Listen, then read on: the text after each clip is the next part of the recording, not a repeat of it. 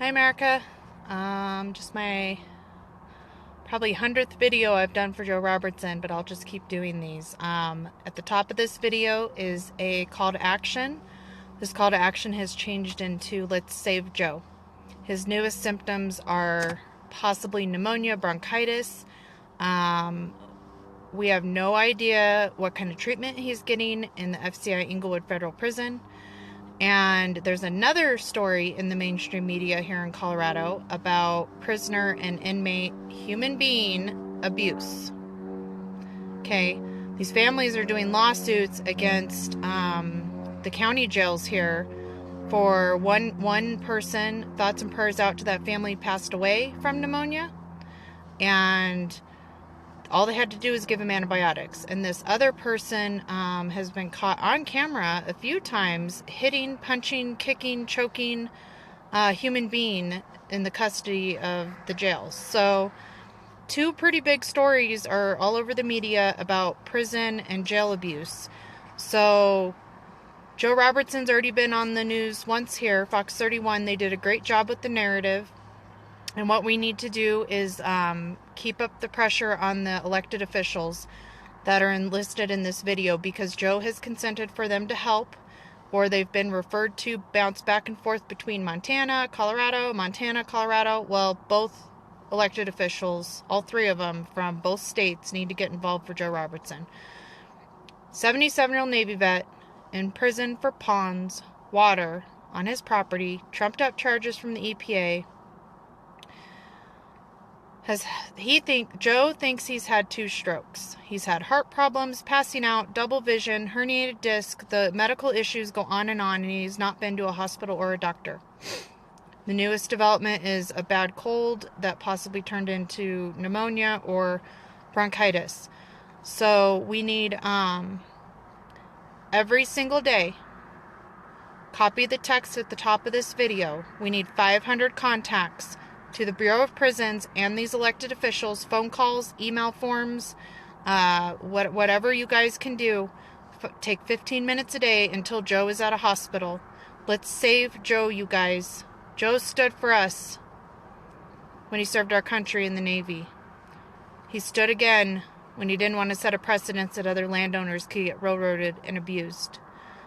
And he's standing a third time reporting this prison abuse and neglect. I've been contacted by 3 families of people who have loved ones in there with Joe. 2 of them also are suffering medical neglect. So Joe is being a whistleblower, and Joe is doing the right thing. He's concerned about these other human beings that are in there with him. So America, it's time to stand for Joe. Share this with people off of Facebook. We just need the contacts, and what we need to say is all the elected officials' offices have been faxed everything they need. This is not just, oh, I'm complaining. This is written, signed, legal documentation from Joe Robertson himself, and an email where they can request the recorded phone call, and everything is signed and done, you guys. So we just need the people of America to call and put pressure on these elected officials. When they say, oh, we need a privacy form, check, done. Oh, well, that's in Colorado, or oh, that's in Montana. Both states need to be involved. Joe is from Montana. He's in Colorado. So let's get it done, guys. Every single day. We need 500 contacts until Joe is at a hospital. If we can make that happen before Christmas, that would be a Christmas miracle. I'm on lunch at work. I went and got some barbecue real quick. I see this homeless guy out there every single day. And usually he doesn't talk to us, but I kind of stopped. I said, hey, would you like lunch today? And he said, yeah, I would. And so I bought him lunch, gave him a Constitution. We talked about it. I told him about Joe. And he said, oh, well, if I can make it over there on Saturdays, I'll go stand with you. So even on your lunch break at work, you can spread the word of what's going on with these political prisoners. But what we need is, please help Joe, you guys.